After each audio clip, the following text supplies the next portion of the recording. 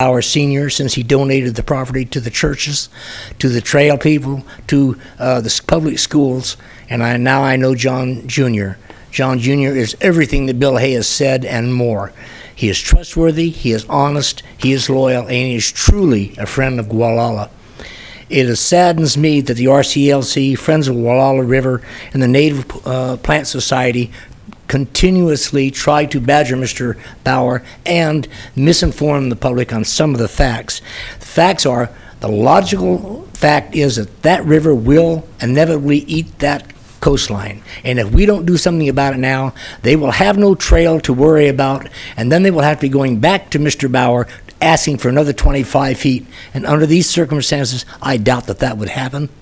I suggest that you, or I recommend that you highly, that you accept this item CDP 55-2006. Thank you. Thank you, sir. John Williams, followed by Frank Droulard, Friends of the Gualala River. Sorry, I finished. Okay. Thank you. Okay, my name is John Williams. My wife Laura and I submitted comments to you written earlier last week, and I hope you've had a chance to review them. We lived and worked in Gualala for 25 years. Our house, which we still have and still are proud to have, was in so close. It was in the photos that they were showing of the downtown earlier. I still continue to work up in the area whenever I can, including most recently on that sadly faded Gualala School project that is still winding its way through. And I'm asking you, and my wife is asking you to approve this project for the simple reason that it makes sense. In all the years that we lived there, walked downtown, parking has been one of the, both parking and view has been one of the prime two problems. Parking is terrible. It's going to get worse with the Gualala Town Plan, even with all of its benefits. And any vision that someone has to make it better needs to be supported.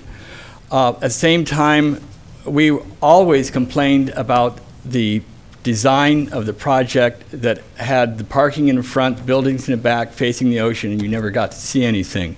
It's very, very seldom in a town's history when you have an opportunity to substantially renovate and improve a part of a town the size of Gualala. Usually something like this would be a part of a redevelopment project where public monies would be involved in making it better. This is a case where the private landowner wants to tear his own buildings down, make it so that it opens up the views, solves other parking problems, and if he benefits from that too, why do I care? It's good for the community, it's good for tourism, it's good for the county, and it's good for everybody. And by that reason alone, I ask you to approve it. Thank you. Thank you, sir. Julie Varan, followed by Steve May. Good afternoon, supervisors and county staff. My name is Julie Varan. My family has lived and worked in Gualala since 1971, and I'm currently a freelance journalist, and I will be writing about this, but I'm speaking to you today as an affected property owner within the Gualala special neighborhood that's designated in the LCP and the Gualala Town Plan, and it's a Coastal Act designation. It's like a highly scenic area, but with houses and things in it. And I feel that this project will lower the value in the special lower the property values in the special neighborhood, because it will take away one of our major scenic attractions. And there are about 100 to 200 residential property owners similarly situated to me. There are no other parks or public access ways in the Gualala Town Plan besides this beautiful promenade that the Redwood Coast Land Conservancy has constructed on a duly registered easement. And so it's very important for you to preserve it. And I'm also asking you to preserve the whole trail concept that is in the local coastal plan and the Gualala Town Plan, which requires a trail that goes all the way down the river and up to the Arts Center. And I would wish that you could designate that the Vandewater Trail after Ray and Florence Vandewater, who were staunch trail supporters and walkers who have recently passed on. And I think, so if you could just deny the project with it, but without prejudice to something that could be done that would preserve the trail as it was constructed by volunteers and with tens of thousands of dollars of public money, that would be just great.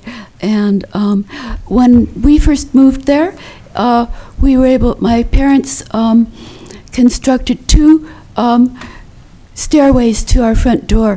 One came from the street, the other came from the bluff trail that existed then and probably existed for 10,000 years and is visible in aerial photographs to this day. And the Vandewaters also were able to walk downtown to the store and walk back. And the store was the building that's now scheduled for demolition as the old pharmacy. So if people could have that sort of opportunity back, it would be a big financial benefit for the town, and thank you very much. Thank you, Ms. Ferran. Steve May, followed by Naomi Swartz. Hello, board members. My name is Steve May. I'm not sure what legal or procedural issues you'll be considering today to make your final decision, but I thought I would give you a little bit of history. I'm the owner of Surf Supermarket. I started working there in the meat department 22 years ago, and after 12 years I had the opportunity to buy the market from the previous owner. So that was about 10 years ago now. During my time at Surf Supermarket, the market has grown tremendously. Over the last 10 years of my ownership, we've had about 55 employees. And I'd like to tell you, I guess, why I think this project is so important to my business. First of all, Surf Supermarket last summer celebrated its 50th year. And I believe Surf Supermarket is an example of a good corporate citizen. We have a strong reputation in the community of supporting the schools and nonprofits. Basically, if you knock on our door, the answer is yes, and we're going to support whatever activity you're up to that's community-minded. But our business is restricted because of our parking. And if you've ever been to Gualala, and even just looking at the photographs, you can tell that my business specifically has 13 parking spots, and the entire parking complex that supports all of the businesses there is in the neighborhood of 29 parking spots. And imagine that about 750,000 people walk through my doors every year. And so they're going to park somewhere. And it's very important that this project be allowed to go forward in order for that parking to happen. I heard some of the comments earlier regarding that the project should have been submitted as a whole, and I would like to let you know that my landlord John Bauer and I have talked, first his father and then him, over the last 13 years about expanding Surf Supermarket, but we have no firm plans or date when that can happen. Most recently, John said to me, I don't know, maybe 5, maybe 10 years.